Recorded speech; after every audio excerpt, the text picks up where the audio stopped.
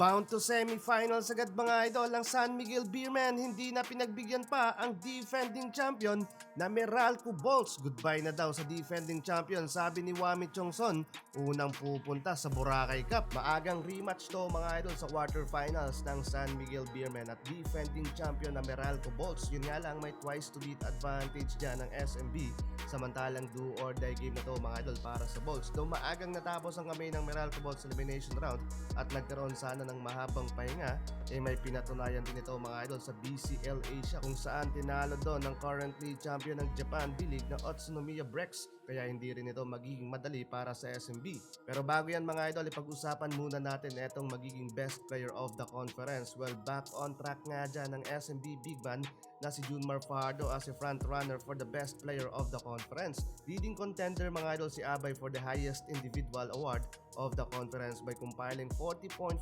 statistical points sa pagtatapos ng elimination round, kung saan naging number 1 pa sa spot ang San Miguel Beermen sa PBA playoffs. Junmar Fajardo posted average of 17.5 points in league best, 13.1 rebounds and 3.3 assists per game to stay on the track sa BPC award dito sa 49 season.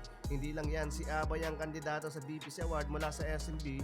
Pumapangalawa pa dyan mga idol ang kanilang shooting guard na si CJ Perez with 38.5 statistical points, while pangatlo si Robert Bolick mula sa NLEX na kumana naman ng 37.6 statistical points, at pang-apat at lima sina Xavier Lucero mula sa Magnolia Star Hotshots at TNT forward na si Calvin Oftana.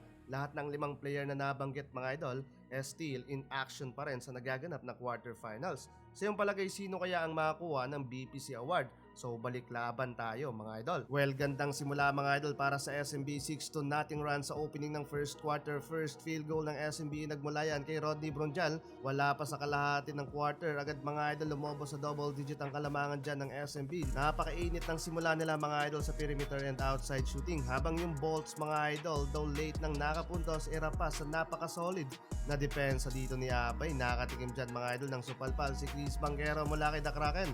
So far siya din mga idol ang leading scorer para sa SMB, at grabe mga idol yung struggle dyan ng Meralco Bolts. Maagang frustration to mga idol para sa kupunan.